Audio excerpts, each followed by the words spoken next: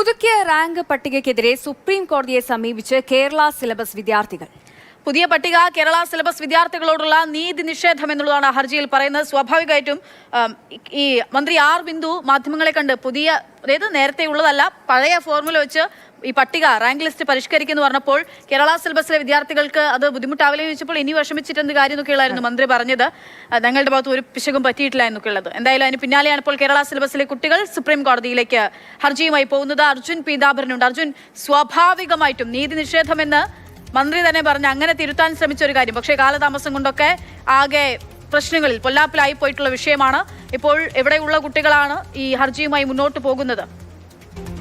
ഒരു വിദ്യാർത്ഥിയാണ് നിലവിൽ ഡൽഹിയിലേക്ക് എത്തിയിരിക്കുന്നത്. അദ്ദേഹത്തിനൊപ്പം തന്നെയുള്ളത് ഈ വിദ്യാർത്ഥികളുടെ കാര്യത്തിൽ, ഈ കേസിന്റെ എല്ലാം തന്നെ കാര്യത്തിൽ കോർഡിനേഷനുമായി ബന്ധപ്പെട്ട് ഒപ്പം വന്നിട്ടുള്ള അജാസ് എന്ന് പറയുന്ന വ്യക്തിയാണ്. എന്തായാലും ഇപ്പോൾ ഡൽഹിയിലേക്ക് എത്തി ഹർജി നൽകാൻ നേരിട്ടെത്തിയത് പാലക്കാട് സ്വദേശിയാണ്.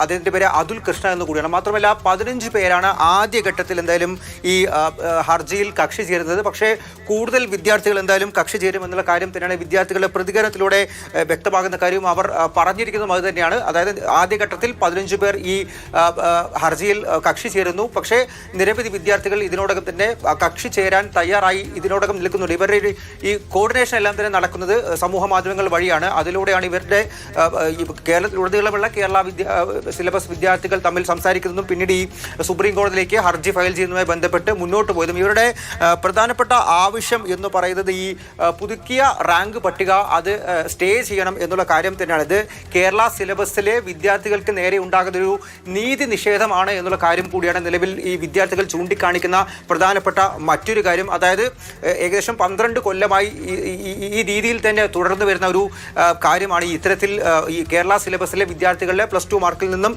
ഏകദേശം 27 മാർക്ക് കുറച്ച് അതിനുശേഷം ഈ റാങ്ക് പട്ടിക പ്രസിദ്ധീകരിക്കുന്നത്. അതിലൊരു വ്യത്യാസമായിരുന്നു ഇത്തവണ വരുത്തിയത്. ആദ്യം പ്രസിദ്ധീകരിച്ച റാങ്ക് പട്ടികയിൽ പക്ഷേ പ്രോസ്പെക്ടസിൽ ഈ മാറ്റം വരുത്തിയിട്ടില്ല, അല്ലെങ്കിൽ അത് മാറ്റം വരുത്തിയത്. പ്രശ്നം എന്ന് പറയുന്നത് ഈ പ്രവേശന നടപടികൾ തുടങ്ങുകയാണ്. അപ്പോൾ കോടതി ഇതെപ്പോഴേക്ക് ഈ ഹർജി പരിഗണനയ്ക്ക് എടുക്കാനുള്ള സാധ്യതയുണ്ട്? അതുൾപ്പെടെയാണ് ഇനി പ്രധാന പ്രശ്നം എന്ന് പറയുന്നത്. വളരെ പെട്ടെന്ന് വേണം, അധികം സമയമില്ലാത്തതാണല്ലോ.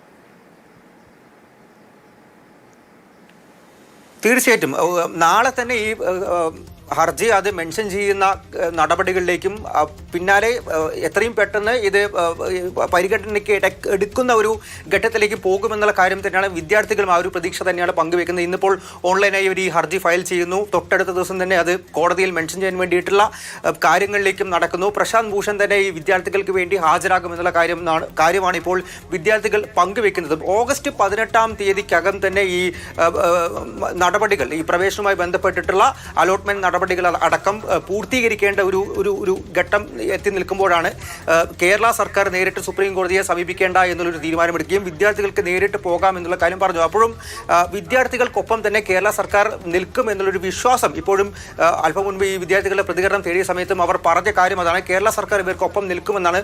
മറിച്ച് ഉദ്യോഗസ്ഥ തലത്തിൽ ഒരു വീഴ്ച സംഭവിച്ചു. അങ്ങനെയാണ് ഈ പ്രോസ്പെക്ടസിൽ കേരള സർക്കാർ ഒപ്പം നിൽക്കുമെന്ന ഒരു വിശ്വാസം വിദ്യാർത്ഥികൾക്കുണ്ട്. അതോടൊപ്പം റാങ്ക്, അതെ, കാരണം അഡ്മിഷൻ നേരത്തെ മന്ത്രി പറഞ്ഞപ്പോൾ, ആർ ബിന്ദു പറഞ്ഞപ്പോൾ പറഞ്ഞത് ഇനിയും കോടതിയിലേക്കൊക്കെ ഉത്തരവാദിത്തപരമായിട്ട് മന്ത്രി ഒഴിഞ്ഞു മാറുന്നതാണ് പിന്നീട് കണ്ടത്. സ്വാഭാവികമായിട്ടും മാറ്റേണ്ടുന്ന ഒരു കാര്യമായിരുന്നു.